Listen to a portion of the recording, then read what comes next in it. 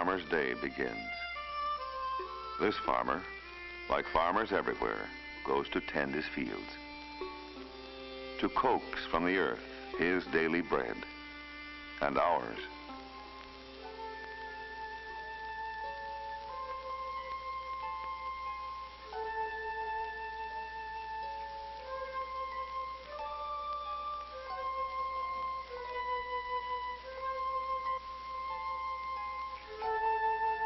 But his task is not easy. Whether he turns the soil with a hoe or a modern plow, whether he threshes his crops by methods as old as farming itself,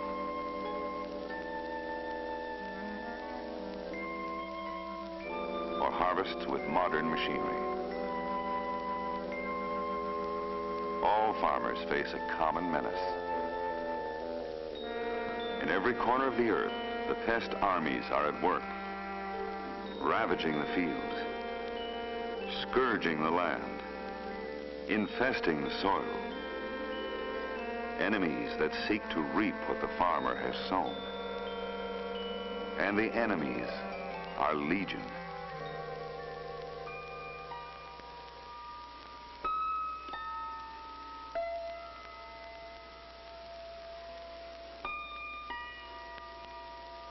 "300 million years before man appeared on Earth, the insect was here, with time to develop varieties so diverse their numbers are beyond conception.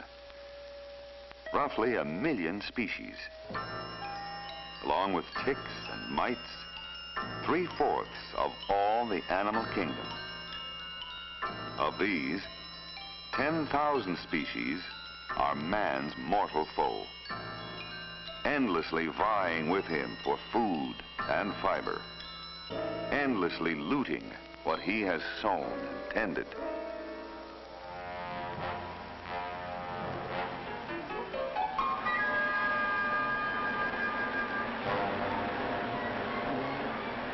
And when it was morning, the east wind brought the locusts. They did eat every herb of the land and all the fruit of the trees, and there remained not any green thing. As it was in biblical times, so it is today.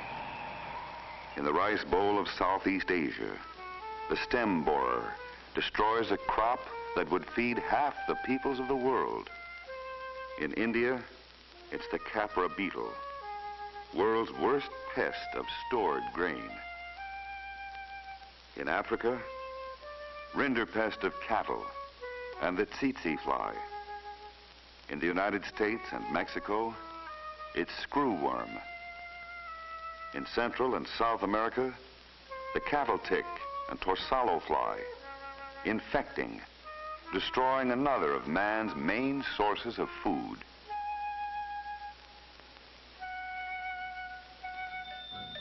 This biological wonder, this product of natural selection, this segmented, walking, crawling, flying, gigantic insect zoo is, in all the animal kingdom, the most successful to challenge man's dominion of Earth.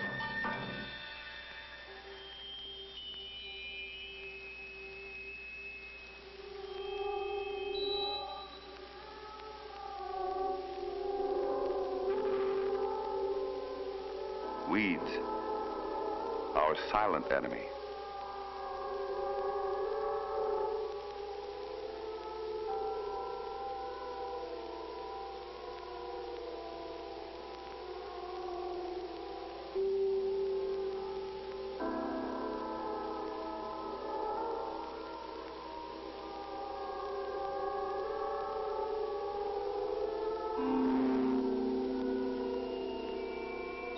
Farmers through the centuries have chopped and hoed, scraped and cultivated to rid their fields of these unwanted plants.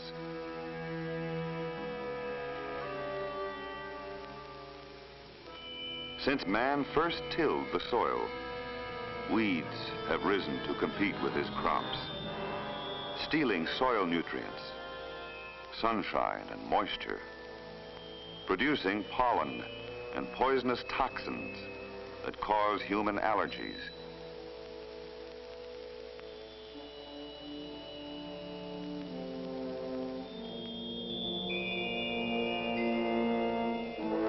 Aquatic weeds, marring the beauty of lakes and ponds.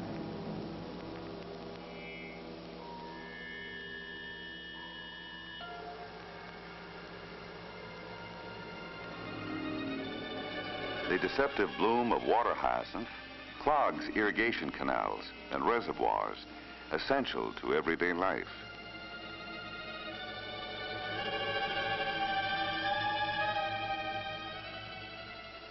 Elodea, southern naiad, water lettuce, destructive weeds that impede the efforts of man to use his often meager supply of water. Weeds, infesting rangelands as well as cultivated crops.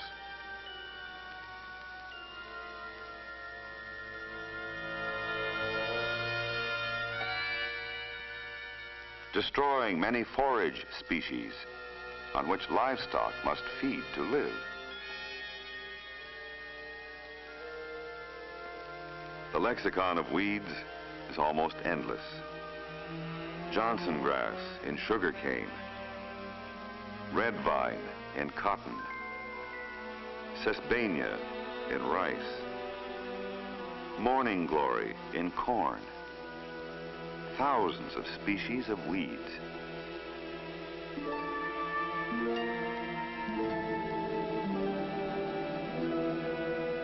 To these destructive forces belong also the forest and crop diseases. 100,000 different diseases caused by fungi, bacteria, and viruses.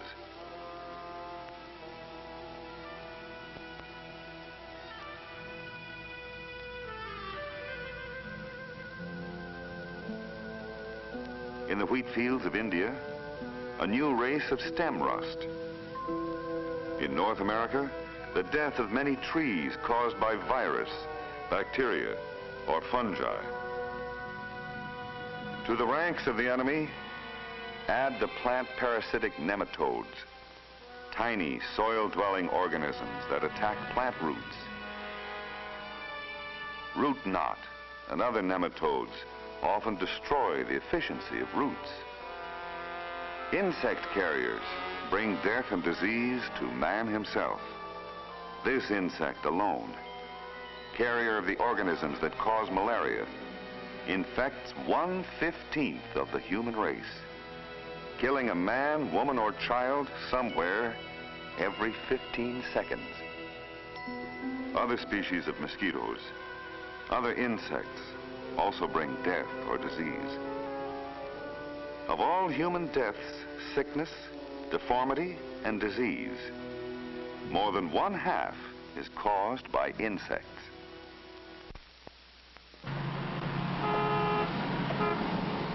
On our crowded planet are 3 1/3 billion human beings. By 1980, there will be over 4 billion. By the end of the century, more than 6, twice today's population. Food production must keep pace with this rapidly growing world population. Meanwhile, man's ancient enemy continues to multiply. This tick alone, in a few generations, can give birth to young outnumbering the population of China. The common housefly, in a single summer, can produce 191 quintillion of its young. Take the nematodes. In a single growing season, a common root knot nematode can produce 31 quadrillion worms. Indeed, a single acre of cultivated soil commonly harbors 300 billion nematodes around plant roots.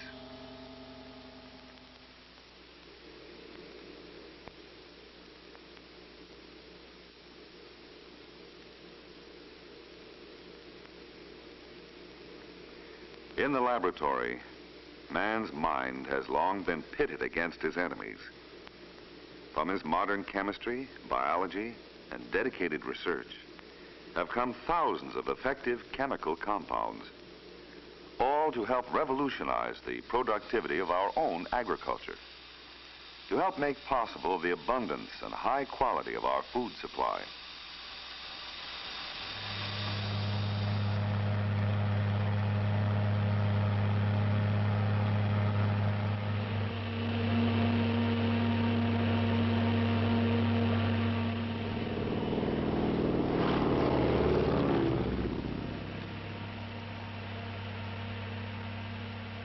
Fungicides to check disease,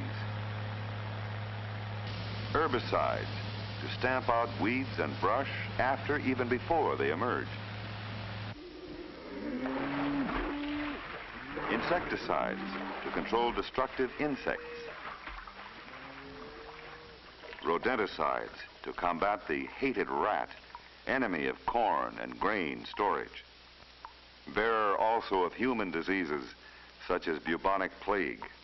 All of them pesticides, important tools of food production, modern weapons to stop the invaders dead in their tracks.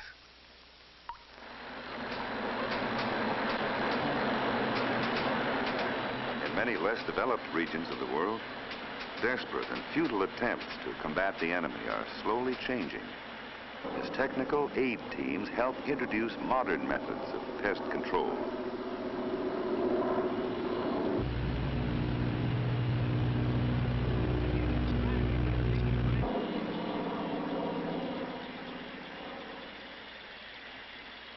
Yet so persistent and destructive are pests that each year they take 1/3 of all man grows. In the United States, 1/4 of all we produce.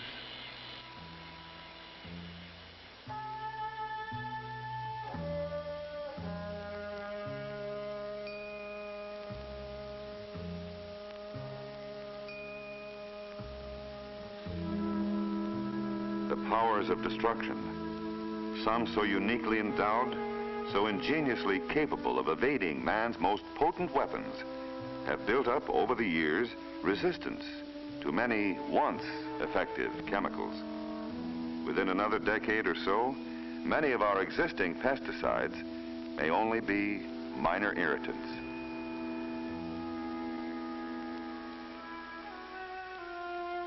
With man only a step ahead of his enemy, new weapons are being devised in the research laboratories.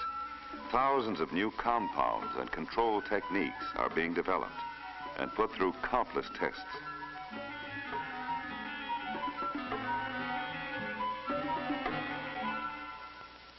For instance, how will rain affect the efficiency of a chemical?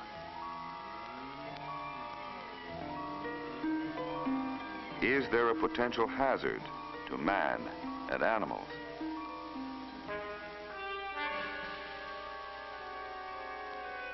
It takes years of research until a chemical meets rigid requirements of safety as well as effectiveness. Safety. Safety to man, to animals, to crops, to wildlife, to fish, to beneficial insects, to our total environment. Safety, always the watchword in our use of pesticides. To ensure this safety, the United States Department of Agriculture registers pesticides.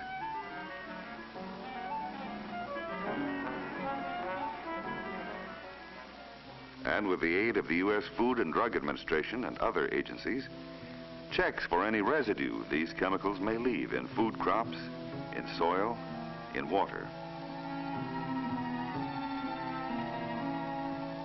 Samples are collected for analysis.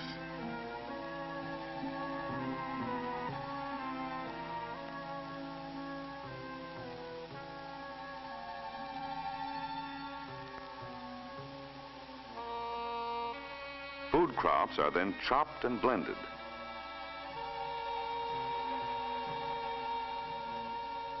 A solvent is added to remove any pesticide residue. A small sample of the extract is then injected into this gas chromatograph, a machine able to detect traces of pesticides down to parts per million or even parts per billion. The results of these sophisticated tests may restrict the approved uses of certain pesticides or even take them off the market completely. Research has given us still another major weapon to use in this battle against pests: manipulating or changing the environment in which insects, nematodes, weeds, and diseases thrive. It is called ecological or cultural control.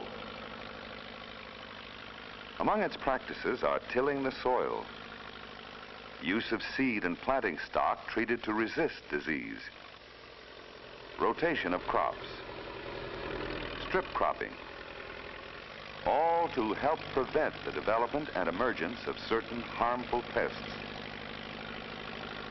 The land is conditioned to discourage this. In this half of our century, man has conquered the atom, the frontiers of space, the depths of the ocean. Could not this advanced technology be applied to control pests with even greater effectiveness and safety? Within the last decade, radioactive cobalt-60 has been used to sterilize millions of pupae of the male screwworm fly, whose parasitic larvae, breeding in the flesh of cattle, deer, and other animals, posed a major problem to our livestock industry in the southern half of the nation.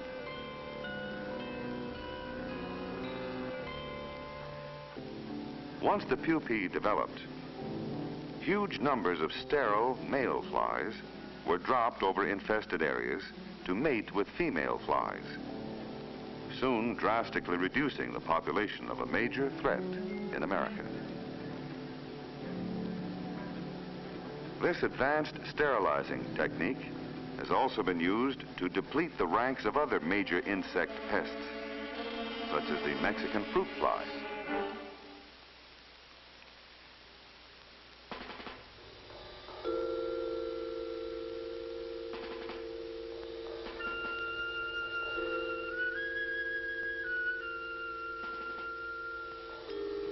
We have found that certain radiations have special attraction to many night-flying insects, specifically rays in the realm of the ultraviolet, or so-called black light. In one experiment, more than half of the adult target insect population was captured as it responded to the color and wavelength of these rays.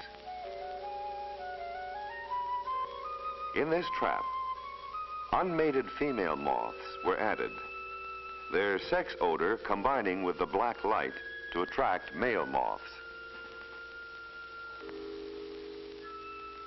With sex a chink in the armor of some insects, man is trying to use the highly active natural attractant in the female of many species, an attractant related to reproduction.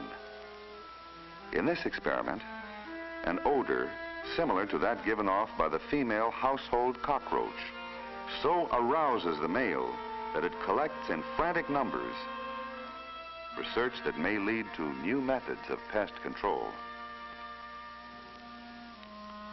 Scientists also study the ecology of pests and man, the balance nature maintains among all living things.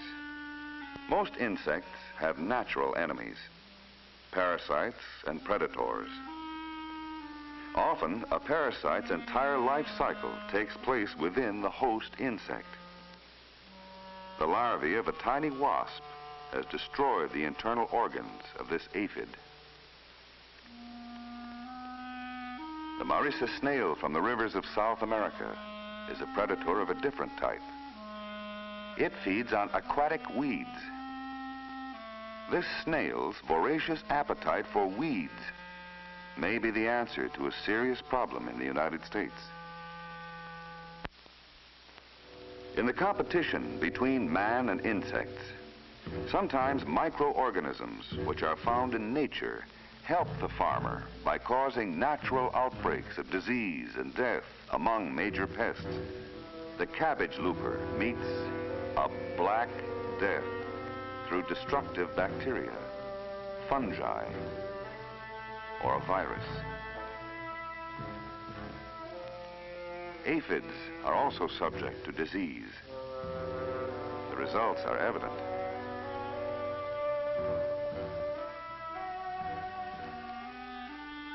Environmental conditions are of primary concern in the field testing of these microorganisms.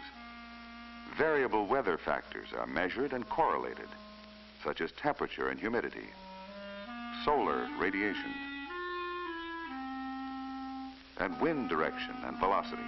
Basic tools for the scientist who evaluates the interaction between insects, their natural enemies, and their environment. Man has also applied his science of genetics to breed a wide variety of food crops that are resistant to the ravages of insects and disease. He studies relationships between a host plant and its insect pest to determine why the plant provides a perfect fit for the insect's growth. By selective breeding, recombination of genes, he adds physical and biochemical factors to alter these relationships.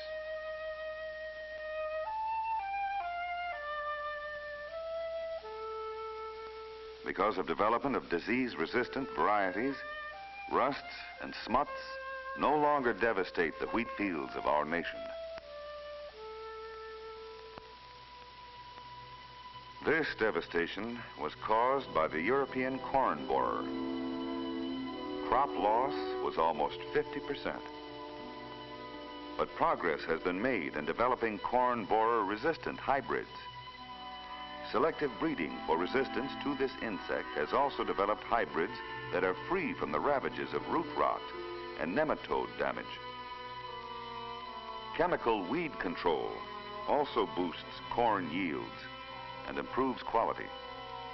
Today, scientists are designing integrated pest control systems which combine chemical, biological, cultural, and other control techniques. Such integrated systems, harmonized with the environment, could be the shape of the future in the battle against pests.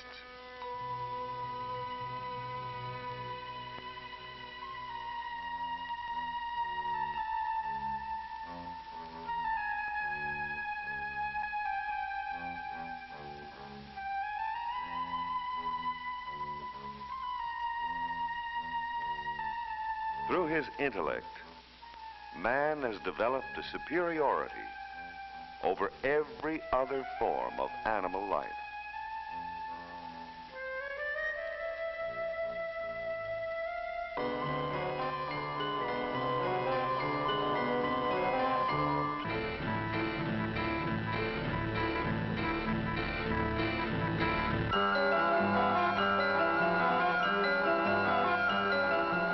He has mastered a science and technology that has created an empire fabulous to behold.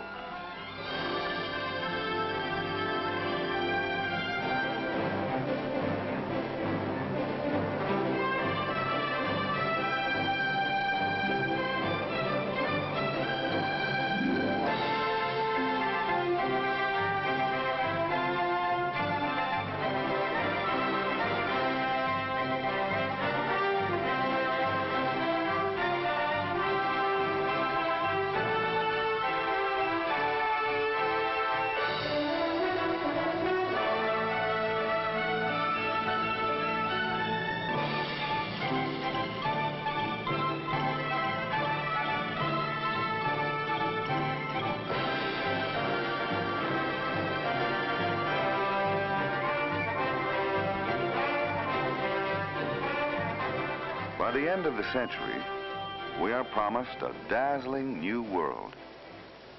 A world in which man will be in control of his environment.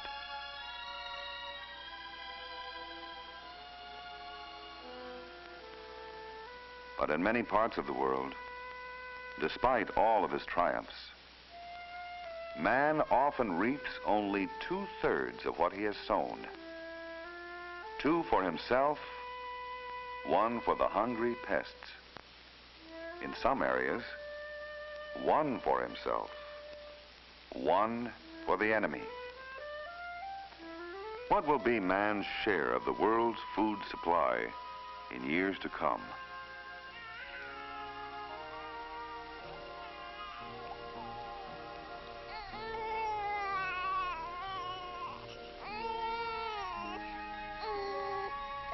Three billion people today, 6 billion by the year 2000. A world that will need 4 times our present food production to avert famine and disaster.